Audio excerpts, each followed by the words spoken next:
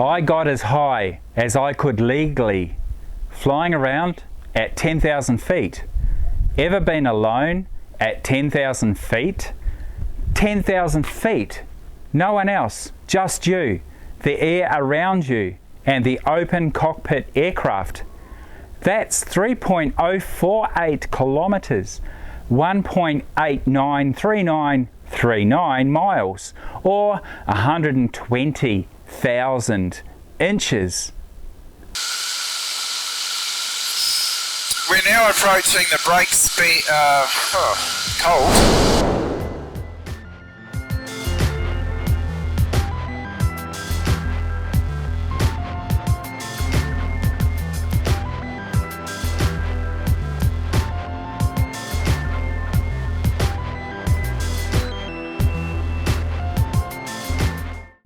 This is what the world looks like from 10,000 feet.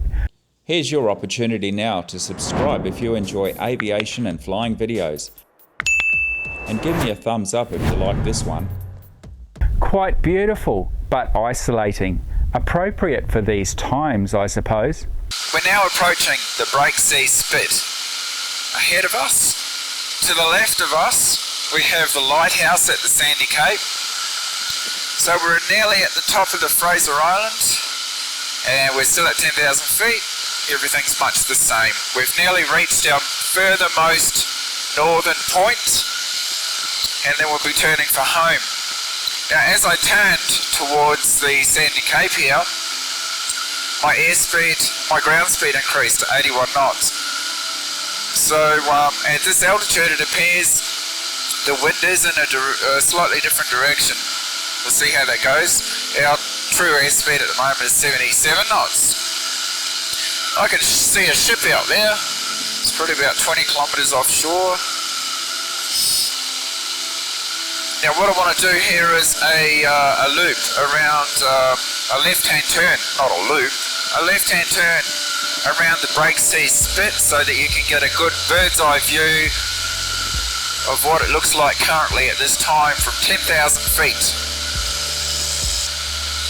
I'm currently heading 350 degrees. This is about as far north you can go on Fraser Island. There is no more. The break-sea spit is the north of Fraser Island, and that's it.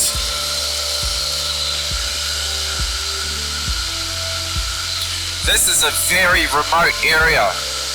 If I was to have to land here, I may not see people for days, especially during this time of isolation. We're about to cross the sand. I hope that camera's working. Can't tell. We've got the pano anyway. Officially the edge, the true northern edge of Fraser Island now. Ahead of us, beautiful coloured sands, the break-sea spit. Why is it called the break-sea spit? Because of the broken water as it comes in from the east, from the ocean, from the open ocean out to my right. Fishing boats often come up here and they have to navigate their way through this, what would you call it? Just maze, I guess, of sandbars. Right, we'll turn around here. You can see as far north as you need to. Hook it round and we'll start heading south.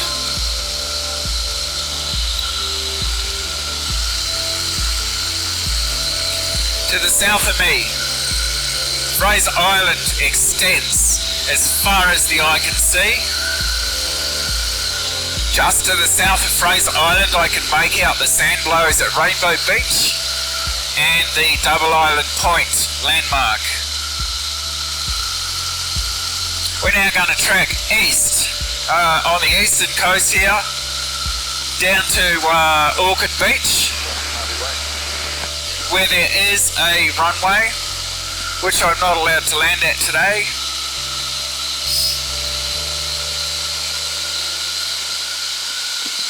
Fraser Island, look at that. Now for the descent. 10,000 feet. 17 minutes to impact.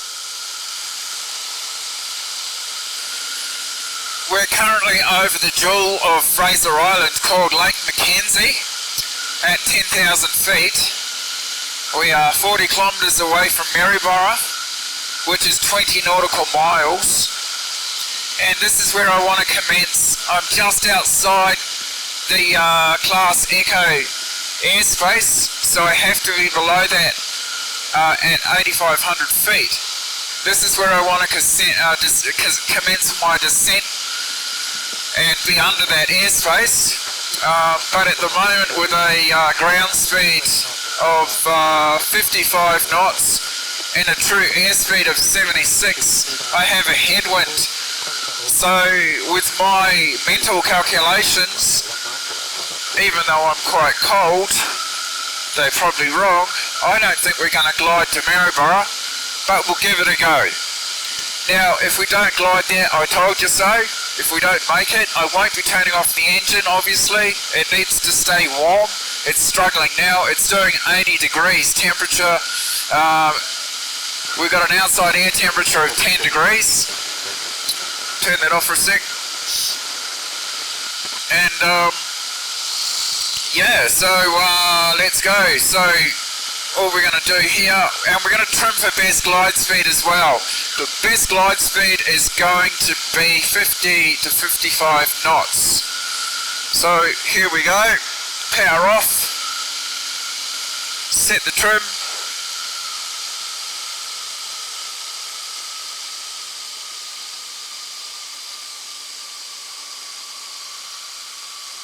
Got to find it. I'm going to set it on the... There we are there. Now I can tell straight away, holding the wing out a little bit, so we'll pull it up a little bit. I can tell straight away, we want to try and descend. What do we got? Ground speed is 32 knots. Yeah. Ground speed is 30 knots. Airspeed is 57 true airspeed. We're descending at 700 feet per minute. Yeah, definitely not going to make this. Assuming no wind, here are my flight calculations. We need to arrive under 8,500 foot step so that I will need to commence my glide at a certain distance from it. Over the centre of Fraser Island, as close as I can get to Maryborough Airport. Maryborough Airport is a distance of 20 nautical miles. My best glide speed, VX, is 55 knots with a descent rate of 600 feet per minute. Calculating the results, every minute of 600 foot descent, I will travel horizontally 55 nautical miles, divided by 60 minutes is 0.9 nautical miles per minute. From 10,000 feet, I can travel 10,000 divided by 600 equals 17 minutes times 0.9, which is 15 nautical miles. I can't make it. I've got a indicated airspeed. Well, true airspeed is 55, 59. Probably slow it up a little bit. You've hardly gone anywhere. With a headwind like this, there is no way I can tell that I'm going to land in the ocean in front of me. Harvey Bay traffic, Cessna 102 Delta Oscar, entering and backtracking runway 29. Hands off. Pull some trim. 690 feet per minute descent rate. Well, 500 actually, according to the EFIS. My vertical speed indicator is showing about 650. Currently 9,000 feet. We're just about to cross the Class Echo.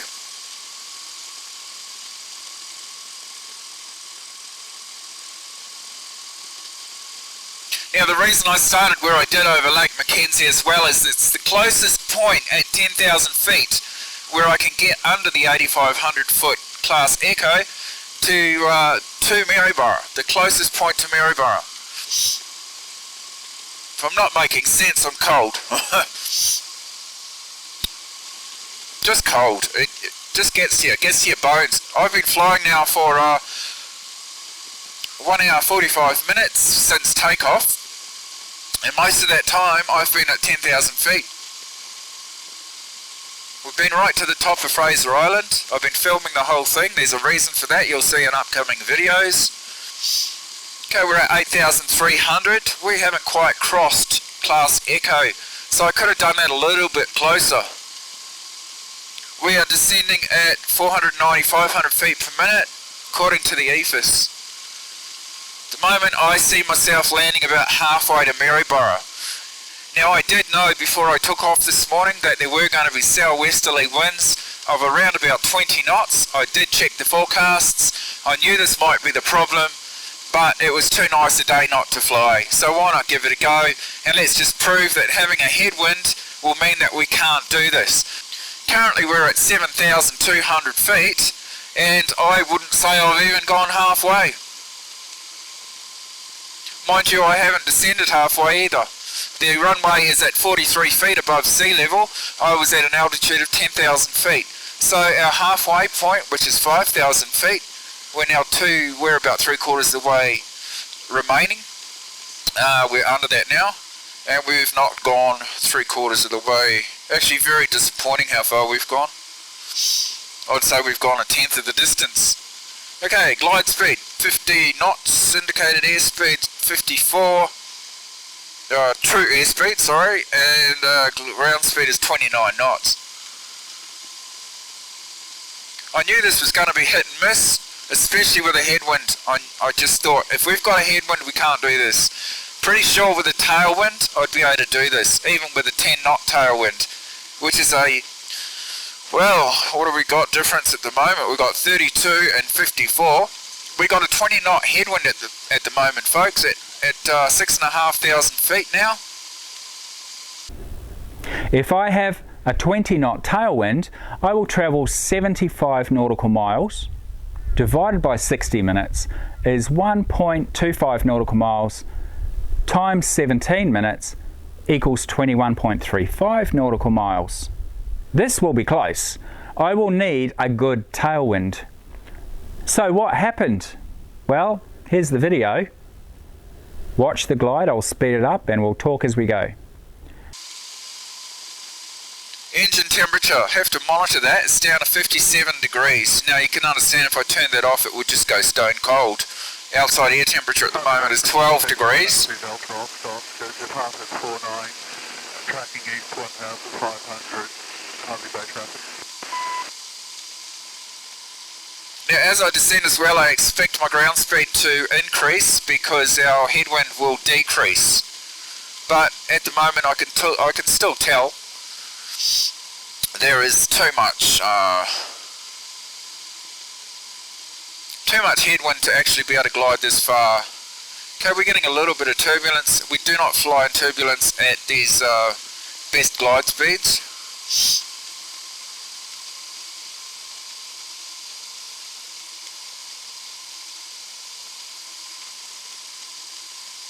Can anyone actually tell me, I'll put some X's in front of me.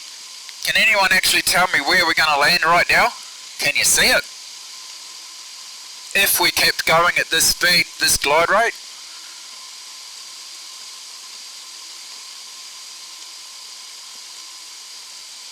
I would say it's about that patch of trees between the river and this creek.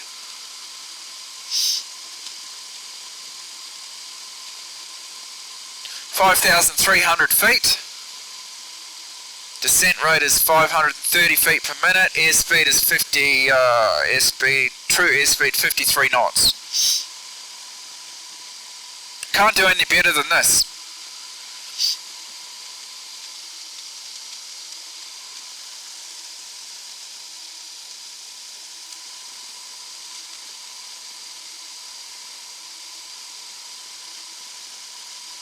Now if I take my hands off the bar, I'm still doing an airspeed of 53 knots.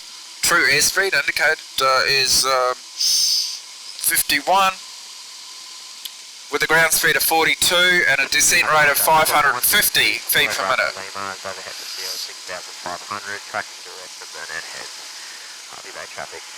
6,500? He went up high, I'm below him now.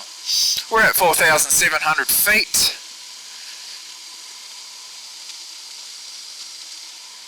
We're about probably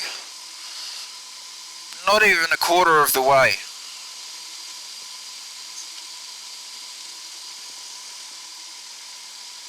$4,500 feet, so we've descended halfway.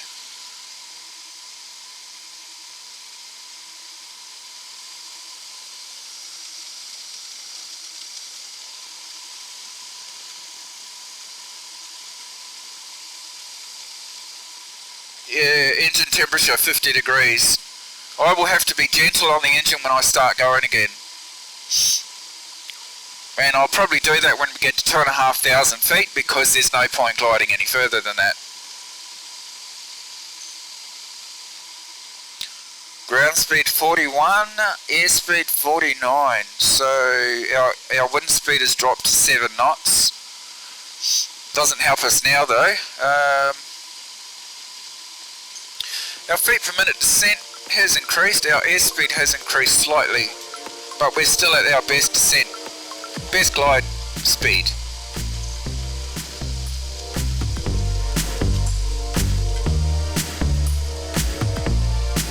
Maryborough traffic, microlight 6340 is 8 miles to the east on descent through 3,700 inbound Maryborough.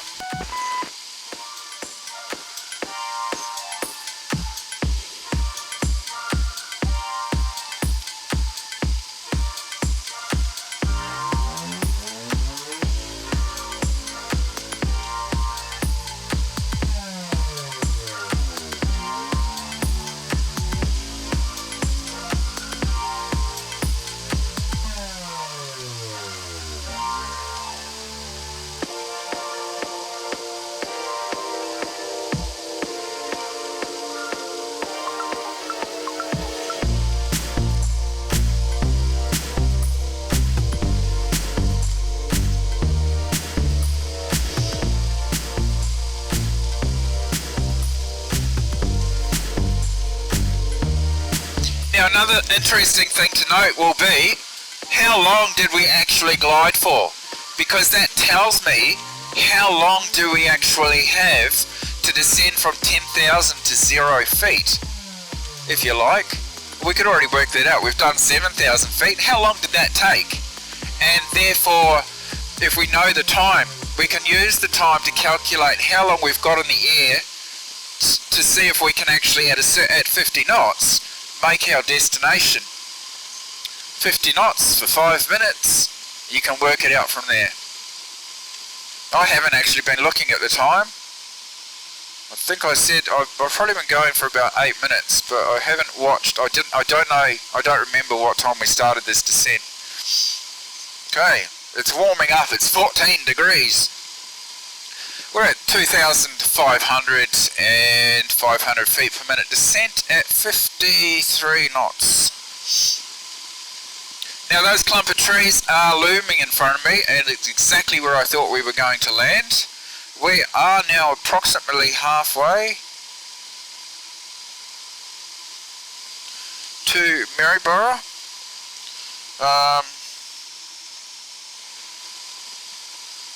We're at 2,500, so we'll level out probably shortly. It's actually pretty smooth, and I do want to warm up before I land, just so I'm feeling more with it when we actually come into contact with the ground. It has now been... Traffic Church to Maryborough, Bravo is entering and backtracking from runway 17 Maryborough. It has now been 1 hour and 55 minutes since I started the engine. Now, how did I know that these trees were going to be where I was going to arrive? Well, when I was taught to fly, we used a point in front of us on the windscreen or on the bar in front of us, and here's the turbulence. Right, we're going to level out here, 1,500. Oh, it's quite rough, actually. I would suggest that might be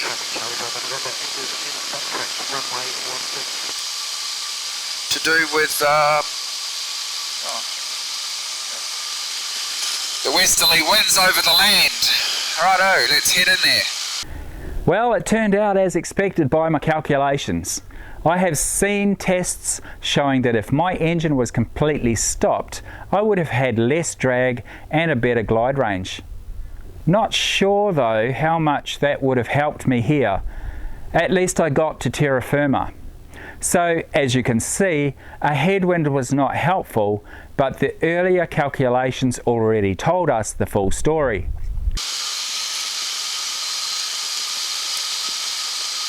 Sorry, I was talking about the datum. So we have a datum line now. We can use a point on our bar.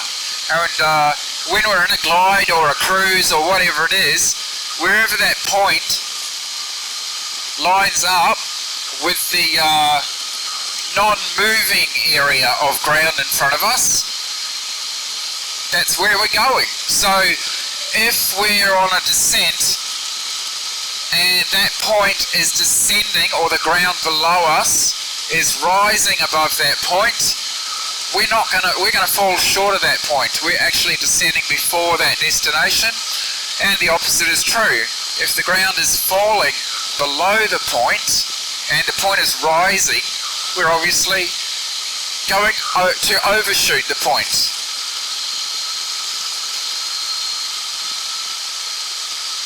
Right, have I got everything and my wits about me? We are cruising, we've got some engine temperature, we've got to build that up. It's currently at 48 degrees. I hope we can build that up. I've got to be so gentle on the engine right now, there's no way I'm going to push it. It's growing slowly.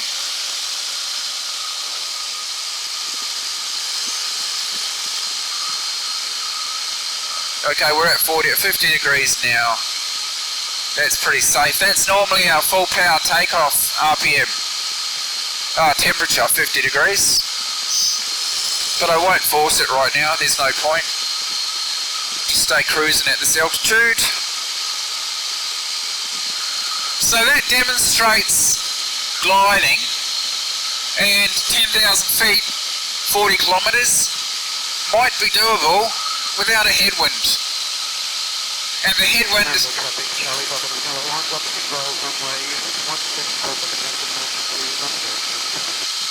And the headwind has everything to do with our safety when it comes to making it to a runway or not when it comes to a forced landing.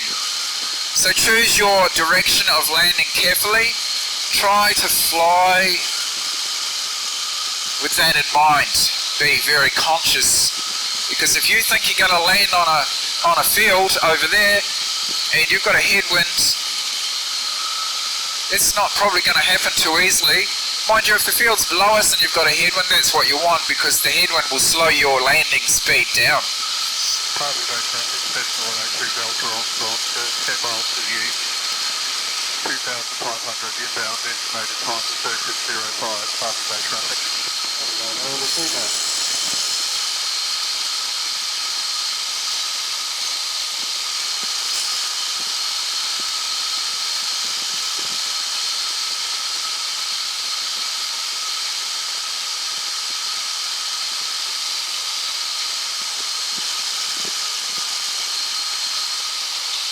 Well, what an adventure this morning.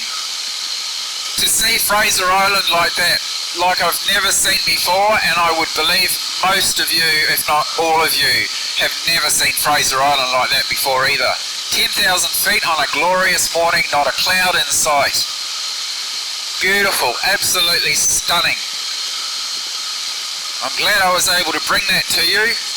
There will be many more Fraser Island episodes, because we're going to be doing some stories about different aspects on Fraser Island, including holidaying, four-wheel drive tracks, sand blows, the lakes.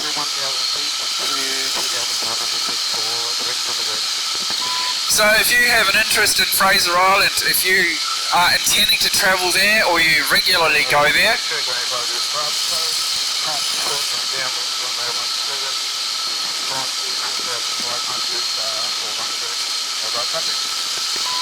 It's a departure out of Maryborough.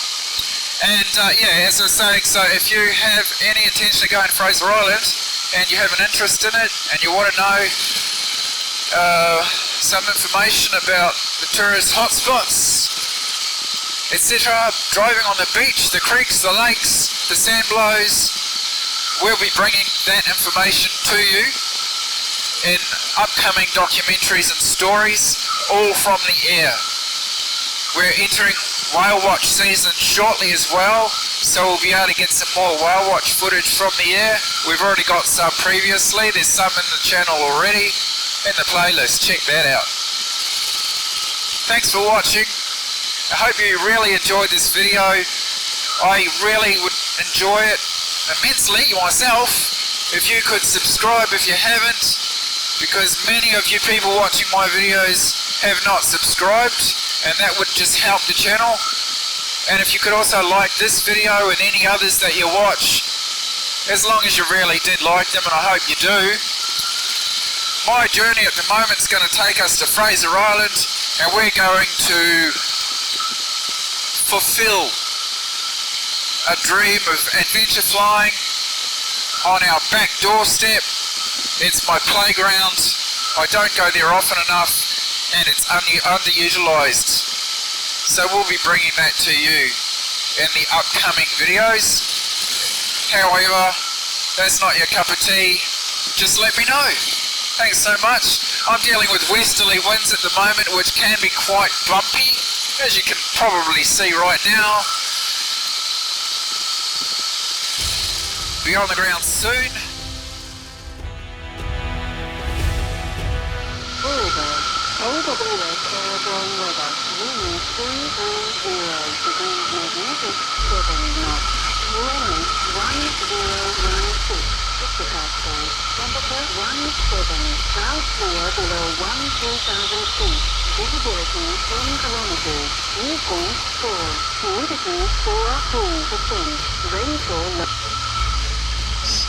Maryborough traffic, microlight 63403 miles to the east at 1800 inbound to join base.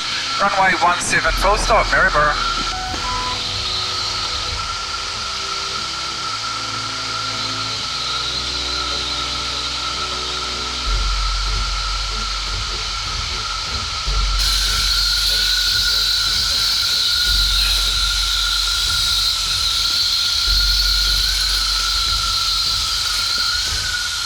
Maryborough traffic, microlight 6340 joins base, runway 17 full stop, Maryborough.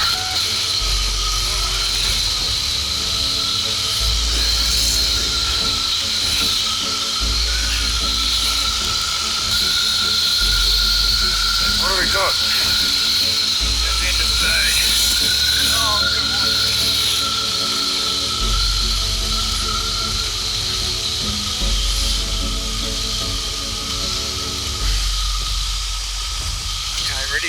Ready.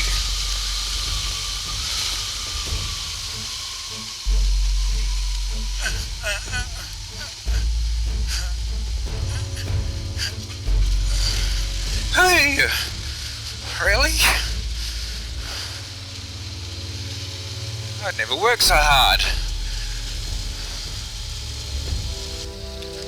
Maryborough traffic, microlight 6340, clear of active runway, Maryborough. Stay safe and know your glide range. Don't risk an engine out, and know where you are going to land. Understand your aircraft. Thanks for watching, and here's something else for you to see. So before you go next committing aviation, here are two videos I thought you'd enjoy in the meantime until the next episode.